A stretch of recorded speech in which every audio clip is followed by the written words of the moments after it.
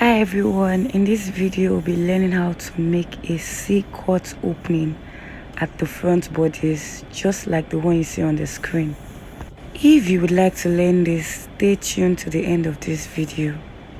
My name is Veronica Adams Eze. Welcome to Vera Adams YouTube channel. I've already gone ahead to draft the basic bodice for the front. Right now I'm taking neckline measurement and I'm using 2 inches for the neck depth, and of course a neck width of 3 inches, and I'm using my curved rule to connect it together to form a neckline. To be able to draft this pattern, I would be opening the pattern paper up. The line you see me touching here is the midpoint of the pattern paper, and I'll be drawing a line across it so that will serve as a guide. So right now I'll go ahead to mark the 3 inches that I use as the neck width on the other side of the paper. This is to ensure that I have a uniform neckline. I have 3 inches on one end and of course 3 inches on the other end.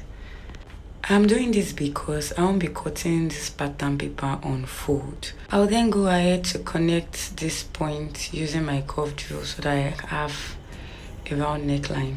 So from the 3 inches neckline width that I used, I'm going to mark 0.75 inches from that point, just as you see me do. I'm then going ahead to mark 2 inches from the neckline depth, and then I'll go down again and mark 1.5 inches, just the way you see me do right here. In order to make it more visible, I'll be using my marker pen to trace it out. I'll then go ahead to use my ruler to just make a small line across both points.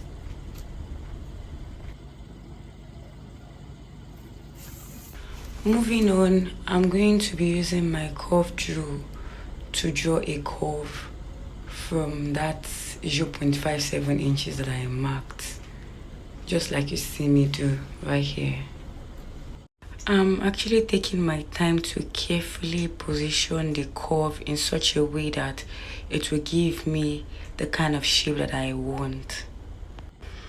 So once I get the best positioning, I'm going to draw it out. Right now I'm going ahead to blend in. I'm using freehand to actually blend those curved lines.